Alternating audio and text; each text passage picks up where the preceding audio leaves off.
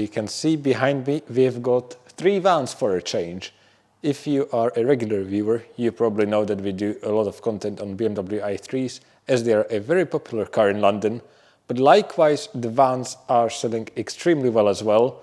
It makes sense because of the £0 annual road tax, the no congestion charge in case you need to drive into central London, and the fact that they are very comfortable to drive in the city, being pretty much automatics with single speed reduction gearboxes. An opportunity arose where we have quite a few examples in stock at the moment and all of them are prepared and ready to go, so I thought I would show you the differences and we hopefully by the end of the video find one which is suitable for your use case. All of them can be equipped differently with different trim levels, in some cases different batteries, different body styles, different interiors. So if we wanted to cover every little detail, this video would probably be 3 hours long. I will just run you through the basics and then feel free to, of course, ask any questions in the comments below. The reason why we picked these 3 to compare is that despite the different size and equipment, roughly speaking, if we found examples which are roughly the same age and the same mileage, they all are in the same price category, which is at the time of filming of this video in August 2022, the sub £20,000 category, including VAT. But that's enough talking, so let's take a look at the first example, the Citroen e-Berlingo L1. The e-Berlingo is pretty much a rebadged Peugeot e-Partner, so when I talk about this one you can assume that the same applies to the Peugeot as well. We first need to decode the name. The E in front of the Berlingo denotes this as the electric variant, with the L1 standing for it being a short version. An L2 is also available, which is a little bit longer, but crucially the wheelbase stays the same. So it's pretty much just a bolt-on which extends the rear overhang for a bigger cargo area. Speaking of which, that's probably the most important part of any van. So let's take a look at the numbers. And that's the reason why I'm holding the phone, because there is simply too much to remember off the top of my head. The L1 gets 3.3 cubic meters of capacity, with the L2 bumping that up to 3.7. I will overlay a graphic with the dimensions of the loading area right now, so you can make sure that anything you want to carry actually fits in the vehicle. Mass-wise, we are looking at a capacity of 636 kilos for the short one and 552 for the L2. This makes sense because the chassis and the vehicle is probably type rated for the same weight, but the additional structural mass of the larger vehicle means it can carry less. Probably the second most important category is range and charging, especially if you're new to electric vehicles.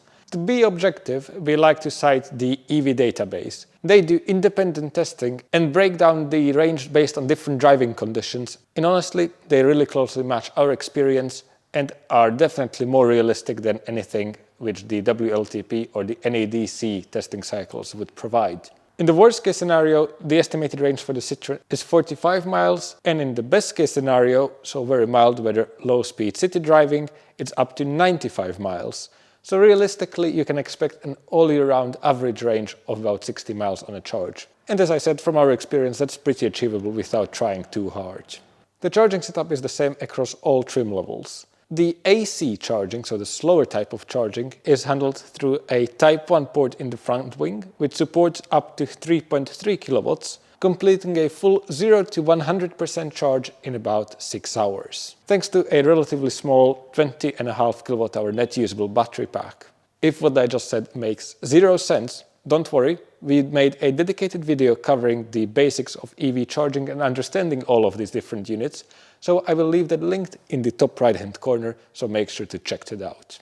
But what it means if you have an untethered wall box already fitted or are looking to charge publicly on slow AC public chargers, so for example something like the London lamppost chargers, you can use a Type 2 to Type 1 charging cable and you will do just fine. The nice thing with these e-Berlingos and e-Partners is that all of them come with DC rapid charging as standard. The respective CHAdeMO port is located on the other side of the car and can support up to 40 kilowatts of charging power. That means a 10 to 80% charge, which is usually quoted because the charging rate really starts tapering off towards 100%, takes about 30 minutes. Because of the relatively short range by modern standards, saying that long journeys are doable is really pushing the definition, but at least it means if you forget to charge up or you are doing a longer city run, you can be at ease knowing that a quick top-up break will get you up to almost full range again. If you're going to be spending hours upon hours in one, you probably want to know what the cabin and the interior is like. It does the job, and despite the quite compact exterior dimensions, because the gear selector is mounted on the dashboard and it's a compact rotary style, it frees up quite a lot of space in the middle. It also means that all trim versions come with the 3 seats as standard. The only interior caveat is that the Citroen gets the standard solid bulkhead, but the Peugeot only gets the ladder frame behind the driver's seat, and I believe the bulkhead was an optional extra. Driving-wise, the compact dimensions and the fairly standard car-like seating position, combined with the relatively low weight, means that the van is not that far off from a normal car to drive. Overall, it's very easy and relaxing to drive in the city. The suspension is nice and soft, so even though it will not be a handling champion, it obviously makes sense for the type of a vehicle it is. You cannot alter the recuperation level, so when you lift off the accelerator pedal, there is quite a significant slowing down effect, but just like a normal automatic car, when you start moving slowly, the car creeps on its own unless you press the brake pedal. And the last category we would like to cover is warranty and servicing requirements. Servicing is pretty easy. It's an interval of 2 years or 25,000 miles, whichever comes first after year 2. The warranty on the entire vehicle is 3 years or 100,000 miles. Obviously, if you're shopping second-hand, that will have probably long expired, so just make sure that you are buying from a reputable EV dealer, making sure that they provide a decent warranty product. Ourselves, we used to use third parties, but because of many issues with them, we brought our warranty in-house, so you get a dedicated EV warranty with any car you purchase, minimum of 6 months from the point of purchase, and you can extend to 12 or 24 months if you wish so. The battery warranty is a different story though. In the early days, these used to get a 5 years and 60,000 miles warranty, but vehicles registered post 1st of June 2018 should get an 8-year 100,000 mile warranty, guaranteeing at least 70% of the original battery capacity at the end of the term. But some older vehicles may have slipped through the net and vice versa, so just make sure that you confirm with the dealer what you are getting. Frequent issues include the pixels in the LCD screen dying, and this is not just random pixel here and there. We've had examples where the screen was just not legible at all. Likewise, these models have been often used for highway maintenance, so they're equipped with aftermarket strobe lights, so just make sure that those are still installed properly and the seals are not leaking. But if they have been removed, just make sure that any holes on the roof have been plugged properly. That's it for the Citroen. Let's move on to the Nissan. The full name is the Nissan e-NV200 Acenta Rapid Plus. The Acenta bit is the trim level. In the UK, we pretty much only get the Acenta and the Tecna, with Tecna being the full spec one. Conveniently, one is being prepped outside at the moment, so I will show you some features. But long story short, the biggest difference is that it has alloy wheels and a built-in sat-nav, so you get a head unit with a bigger screen rather than just a standard radio on this example. The Rapid relates to the fact that DC rapid charging is possible, and Plus means that the car is equipped with a stronger AC charger for faster slow charging, if that makes sense. But all of that will be discussed in detail in the charging section. In terms of the cargo capacity, it's definitely the strongest one out of the examples we have here. The internal cargo bay volume is 4.2 cubic meters. Judging from the V5s of the examples we have available now, the payload mass can differ quite a bit from version to version, but the maximum permissible mass is 2.22 tons, resulting in the payload in the region of 650 kilos. Going to the EV database, the estimated range is 45 to 100 miles, so expect about 65 miles all year round. And that really matches our expectation. The range is a tiny bit better than the Citroens and the Peugeots. But let's concentrate on the charging bit, because this is where it gets a little bit complicated. As standard, all e-NV200s come with a 3.6 kilowatt onboard charger using the Type 1 charging port. So it's the same plug as on the Peugeot. That's for the slow charging. The rapid charging, which is only present on vehicles with the Rapid in the trim name, get the CHAdeMO port right next to the Type 1 port under the front flap, and to be fair, that's probably the easiest way to tell from photos whether a particular example is capable of rapid charging. The peak DC rapid charging rate is 46 kilowatts, so despite a slightly bigger battery capacity of 22 kilowatt hours usable, the 10 to 80% takes only 27 minutes. under ideal circumstances, meaning the charger is actually providing the full charging power and the battery is in the optimum temperature window to be able to pull that power. On top of all of this, some trims have the plus in the name as well. The plus stands for faster AC charging at 6.6 kilowatts, so roughly double the standard rate. So if you use a suitable wall box or a public charger which can provide the 7 kilowatts, that cuts the charging time through the Type 1 port from 7 hours and 15 minutes to about half of that. Unlike rapid charging, there's no difference to the port itself. So the easiest way to tell is if you look into the instrument cluster, there is a dedicated charging page, and the cars equipped with the faster charger will give you an estimate of 6 kilowatt charging time as well, whereas obviously the ones which don't have it will only give you one estimate. The last note to keep in mind is that if you are shopping around and you are not buying from someone like us who can run you through the exact details of a particular vehicle, there has been a battery pack capacity increase in about 2018, boosting the energy to about 40 kilowatt hours, giving a significant increase in real-world range. So just be careful about it because it impacts the usability and hence the price of the vehicle, but may not always be listed correctly, and there is no way to tell from the outside because the shape has been unchanged. In all cases, the interior only gets 2 seats and a full rigid bulkhead. The equipment is quite generous though. What we really like, especially on a van, is a standard rear view parking camera.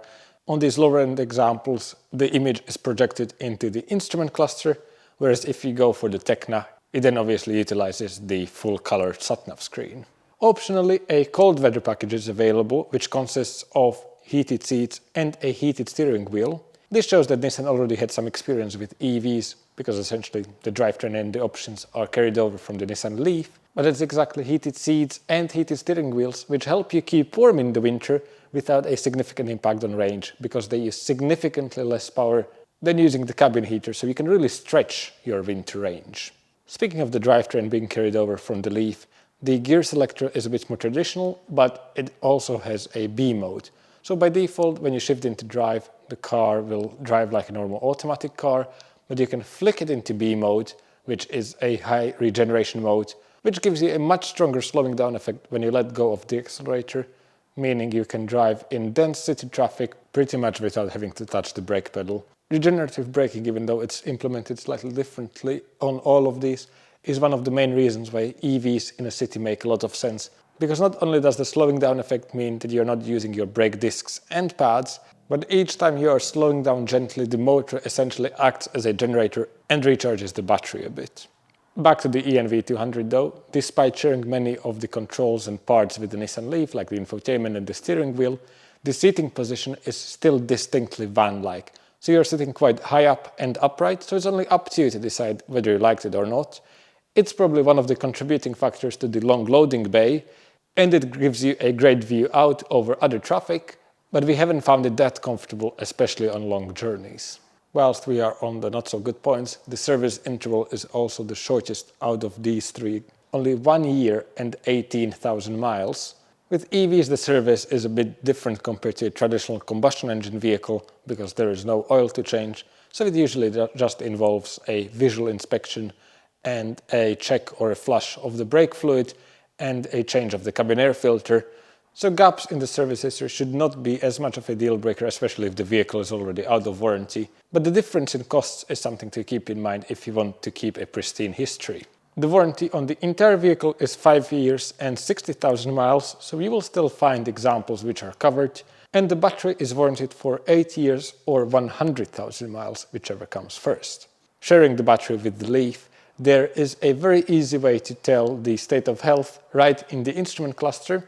There is a dedicated battery health screen which provides the health figure in a form of 12 segments, 12 meaning the battery is very healthy and degrading respectively as you're starting to lose the bars. The threshold to be eligible for a battery replacement under the warranty is when the indicator reaches 9 out of 12 bars, so 3 bars missing. That brings me on to the frequent issues, because we have seen battery problems with some of the oldest higher mileage examples, but as you can see for yourself, this one is still showing 12 out of 12 bars, so battery longevity is not necessarily something to be scared of with an EV.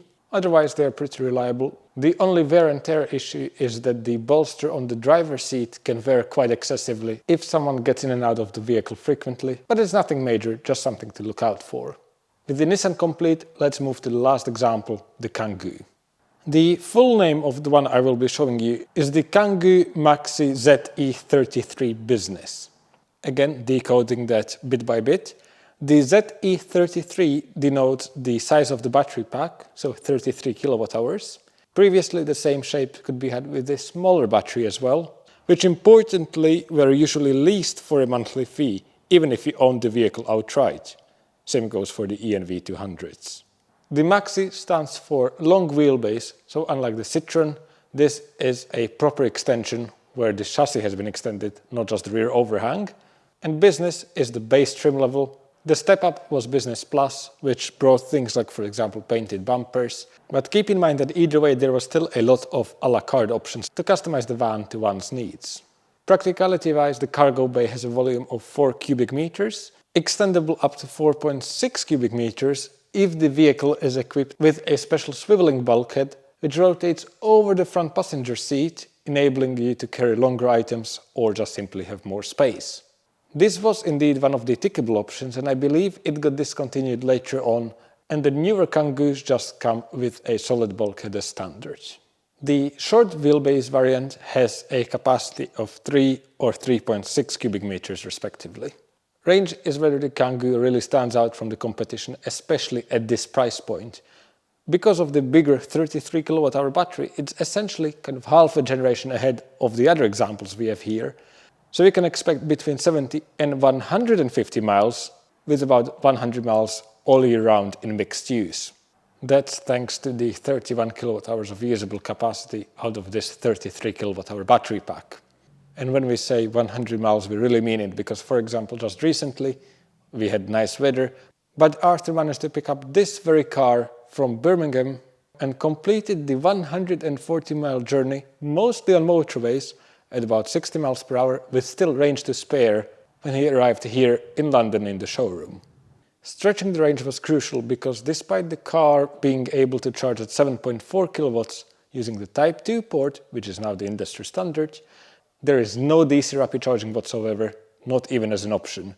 That means a 0 to 100% charge takes about 5 hours. On the inside we've got the 2 seats and a solid bulkhead. And I'm afraid, despite keeping in mind that all of these vans are workhorses and are not exactly designed to be premium, this is definitely the one which has the cheapest feeling interior as well, with a lot of the equipment being optional, including things like air conditioning, which you would probably assume to be standard these days. What is quite nice is that all of them have built-in preconditioning, which is very easily accessible right on the HVAC panel. You just twist the dial into the preconditioning position, you can set the time in the instrument cluster, and then the car will preheat for the departure time. This not only means additional comfort in the winter by not having to scrape the windscreen and coming into a nicely warmed up car, but also if it's plugged in, it means that you are using that power from the grid and not from the battery. So once you start driving in cold weather, the heating system is only maintaining instead of rapidly increasing the temperature. One other feature which honestly made us really laugh when we discovered it is that despite this being a zero-emission vehicle, which is powered by electricity, as listed in the V5, it could be equipped with a diesel heater. Now, because that never drives the wheels, it still classifies as an EV, so you can drive into the congestion charge zone if you apply for the 100% clean vehicle discount, and it enables the winter electric driving range to be almost the same as in the summer. Speaking of driving, this long wheelbase definitely can be felt inside the car. With over 3 meters long, combined with the soft suspension, it literally just glides over bumps like a limousine. Only about 60-ish horsepower though, so I'm afraid it's quite underpowered, and 0 to 60 takes almost 20 seconds. But who cares about that in a van? You want to know about servicing, maintenance and running costs. The service interval is the standard 2 years or 25,000 miles after year 2. The warranty on the entire vehicle is 3 years or 100,000 miles. The battery warranty used to be 5 years and 62,000 miles, but it seems like the mileage limit has been extended on later models to 100,000 miles. With these cars having fewer moving parts and being generally mechanically simpler than their combustion engine counterparts, Don't think that the issues I'm listing are present on every vehicle out there, but something to look out for on these are issues with the heating system, as we have seen the heaters or the heat pump compressors die quite early on. And just like the other Renaults, they are very particular about charging. In this case, a voltage drop or simply the age of the 12-volt battery can trigger some glitches and errors when trying to charge. And I think that's about it. I've just tallied up the total scores, and I swear to God we did not plan this, we were just rating them as we were going along, and the totals came very close to each other, and that's honestly how we feel. Because as mentioned in our previous videos, there's no such thing as the best car or the best van. What matters is finding the one which is right for you. So, based on all the categories and what you learned so far, let's see a more subjective assessment of which one is for who. The electric Berlingo or the Peugeot Partners are excellent entry-level vans with quite compact dimensions, so they are easy to drive in the city, and standard DC rapid charging, which is a crucial option if you cannot charge at home or in a depot, but you still want an electric van. On the other end of the spectrum is the Kangoo ZE33. With its big battery pack and very good efficiency, it's excellent for even long runs in the city, so even if you're someone who needs to drive all day long, you will probably struggle to deplete the battery in that amount of time. The single biggest drawback is the lack of DC rapid charging, meaning you have to spend at least 4 or 5 hours at a charger to get the range back. And that's where the Nissan comes in, as the overall winner not only based on the score, but in our eyes as well.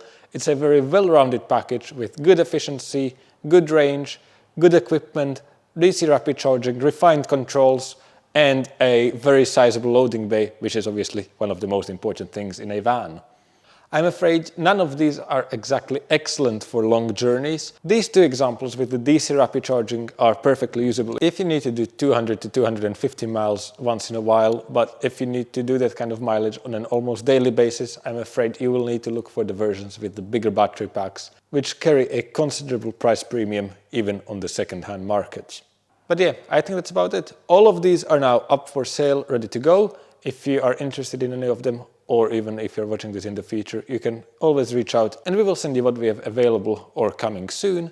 Feel free to take a look at our other videos on YouTube where we take you behind the scenes and show you how we prepare these vehicles. Of course, there's a little disclaimer with these vehicles being vans and workhorses. They get abused a bit more than normal cars. So cosmetically they wouldn't match something like our BMW i3s or Teslas, but regarding the mechanical standard and the warranty, that's the same across our entire portfolio. To be fair, I think that's a very good point to end the video on, so thank you very much for watching and see you in the next one.